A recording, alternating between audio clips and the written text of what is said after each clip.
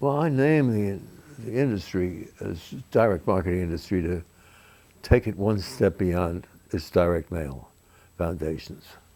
But that was a very expansive idea, and that began to lead other people to realize that the world was changing and that the communication systems had to go along with it. That they had to that addressing as all first advertising was addressing the masses of people, announcing whatever the product was and trying to market it, to the fact that we could select individuals who would be likely more prone to buy the product. So that if we were talking about something that required transportation, the automobile, we could look at automobile registrations, for example, and that would give us an absolute target.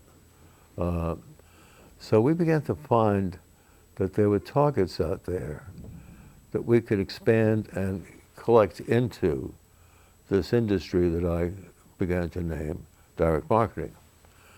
That first ad, was so successful, and it brought, it just brought a horde of people, but more than that, it brought companies into understanding that the world was changing, that marketing through retail, through stores, which was the first way of reaching the public, but that was not reaching the public individually. It was not a communication system.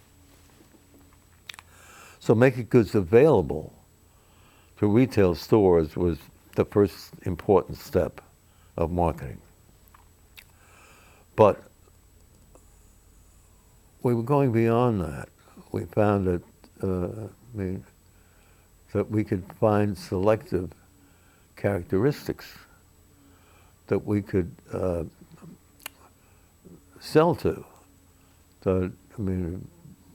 All sorts of characteristics that began to give us relevant communications. And that became the big difference between relevance and mass. Individual communications with responses and mass with no response. So what I brought to the industry was this sense that it was a tidal wave and not just an incident. And that the tidal wave was going to overcome the whole marketing system, which it did. Sears Roebuck was the beginning, and they marketed to the whole country out of Chicago. But their time kind of passed too, so they went into retail business and the mail order business, and their catalog became a feature, but it no longer was the pioneer it had been. So there were other pioneers came along, such as L.L. Bean, and Leon Gorman up there understood that he couldn't wait for traffic. The traffic in Maine was not the traffic that could build an industry. It was it would be a retail store. So he and I kind of came to a meeting of minds, and we began to represent L.L. Bean, and we took them out of their single catalog business into mass media. And suddenly L.L. Bean became a national institution, and one of the first. But then we found other clients and other companies that could follow the same model, that could begin, and media supported it. The fact is that the internet would have been an interesting idea, but it wouldn't have been the marketing powerhouse it has become without our understanding that the people who were part of it wanted to talk not only to each other, but were perfectly willing to hear directly from manufacturers and become customers over time at distance. So the mail order, the so-called mail order business, became a marketing center. And I began to use radio, some television, and certainly newspapers, that we began to make direct marketing very expansive beyond direct mail.